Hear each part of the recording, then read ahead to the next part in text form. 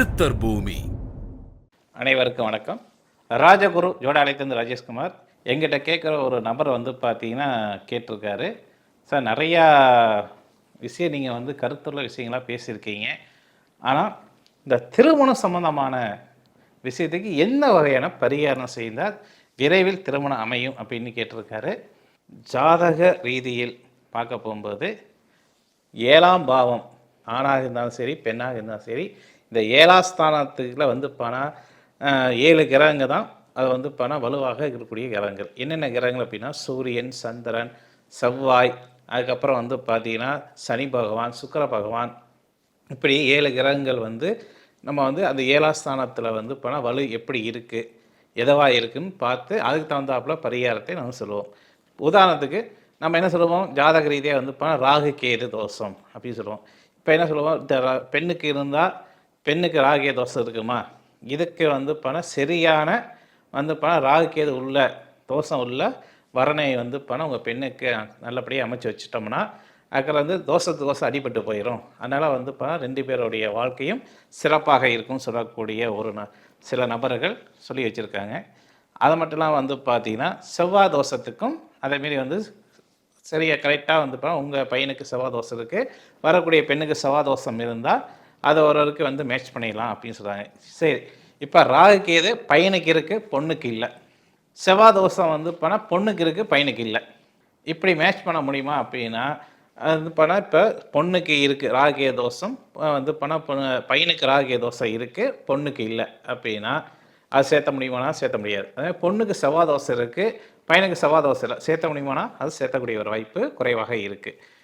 இது ஒரு வகையாக நம்ம பரிகாரத்துக்கு அந்த ஸ்தான அதிபதிகள் கேட்கக்கூடிய அந்த நேரத்துக்கும் காலத்துக்கும் உங்களுடைய ஜாதகத்தில் 7ஆம் பாவம் உங்கள் ஜாதகத்தில் வந்து பணம் மறைஞ்சு போய்விட்டால் அப்போ அந்த 7ஆம் ஸ்தானத்தில் வந்து அந்த நட்சத்திர புள்ளி எதுவாக இருக்கும் அப்படின்னு நம்ம கணக்கு எடுக்கணும். நம்ம ஜாதக ரீதியாக வந்து பணம் பிறக்க போகும்போது அந்த 12 கட்டத்தில் வந்து பணம் ஒரு கிரகங்கள் வந்து பணம் ஒன்று சேர வந்து பணம் இருக்கும் சரிங்களா. ராகு கேது தோஷமா அப்படின்னா எல்லா கிரகங்களும் வந்து பார்த்தீங்கன்னா ராகு கேதுக்குள்ளே வந்து சிக்கியிருக்கும். இதுக்கு காலசர்ப்ப தோஷம் அப்படின்னு சொல்லுவோம். இப்போ காலசர்ப்ப தோஷம் இல்லை ராகு கேது தோஷம் இல்லை அப்படின்னா செவ்வாய் தோஷம். பொதுவாக வந்து பார்த்தீங்கன்னா செவ்வாய் தோஷம் வந்து பார்த்தீங்கன்னா ஜாதகத்தில் பார்த்துட்டு தெரிஞ்சுக்குவோம், செவ்வாய் தோஷம்னு சொல்லிடுவோம்.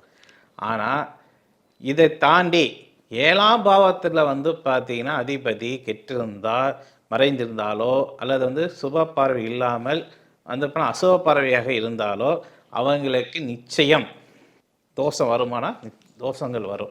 அப்போ எந்த வகையான தோஷத்துக்கு எந்த தெய்வத்தை பிடித்தா நல்லது, கலத்தர தோஷமா துர்க்கை அம்மனை பிடிங்க சரிங்களா. துர்கா தேவியை பிடித்து அந்த தோஷத்தை நிவர்த்தி பண்ண முடியுமானா பண்ண முடியும்.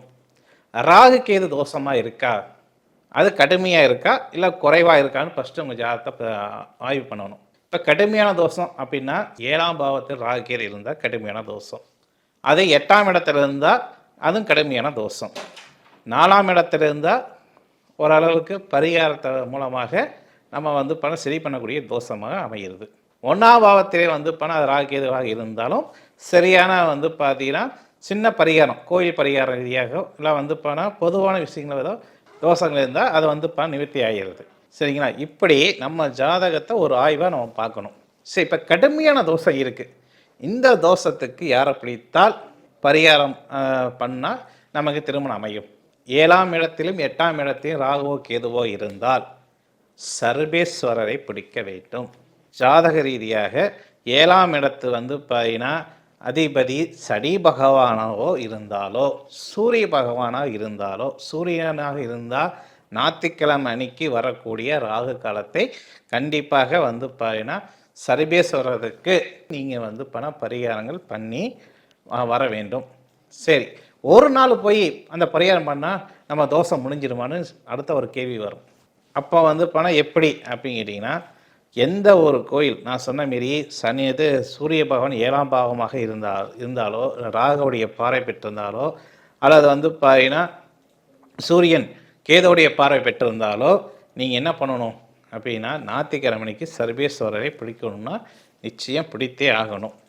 தொடர்ந்து எத்தனை வாரம் அப்படின்னா 7 வாரம் இந்த 7 வாரம் தொடர்ந்து சர்வேஸ்வரருக்கு போய் அவங்க நீங்கள் என்ன பொருளை வச்சு நீங்கள் இது வந்து பணம் இது பண்ணுறீங்களோ, பரிகாரம் பண்ணுறீங்களோ, ஜோசியக்காரங்க என்ன பொருள் சொல்கிறாங்களோ அந்த பொருளை அந்த சர்வேஸ்வரருக்கு இப்போ ஒவ்வொரு கிரகத்துக்கும் வந்து பணம் மூலிகை சொல்லக்கூடிய மூலிகை இருக்குது.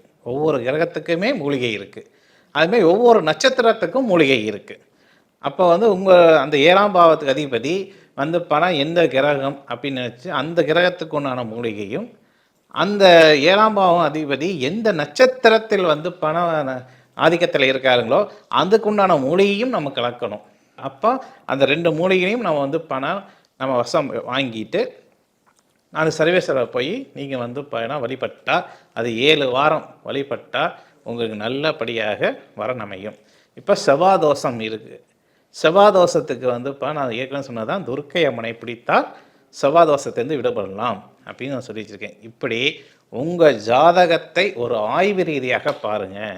1ஆம் பாவத்திலிருந்து 12ஆம் பாவம் வரைக்கும் நட்சத்திர பிள்ளைகள். ஏன் அந்த நட்சத்திர பிள்ளைகள் நாங்கள் எதுக்கு சொல்கிறோம் அப்படின்னு கேட்டிங்கன்னா, அதாவது உடல் இருக்குது, உடலுக்கு உண்டான உயிர் தேவைப்படுது பார்த்தீங்களா. அப்போ வந்து உடல் என்பது கிரகங்கள், உயிர் என்பது நட்சத்திரம். அப்போது உயிர் இல்லாத உடலுக்கு ஆச்சுங்களா, அது என்ன சொல்லுவாங்க, நடப்பினம் அப்படின்னு சொல்லுவோம். அப்போ உடல் இயங்கிறதுக்கு உயிர் தேவை. உயிரும் உடலும் ஒன்றாக இருந்தால் தான் நடைமுறையில் நம்மளுடைய வாழ்வாதாரத்துக்கு சிறந்த ஒரு வழிகாட்டியாக அமையும் என்று சொல்லி விடைபெறுகிறேன். மீண்டும் இனித ஒரு நிகழ்ச்சி சந்திக்கிறேன். உங்களிடம் விடைபெறுவது ராஜேஷ்குமார். நன்றி, வணக்கம். சித்தர் பூமி.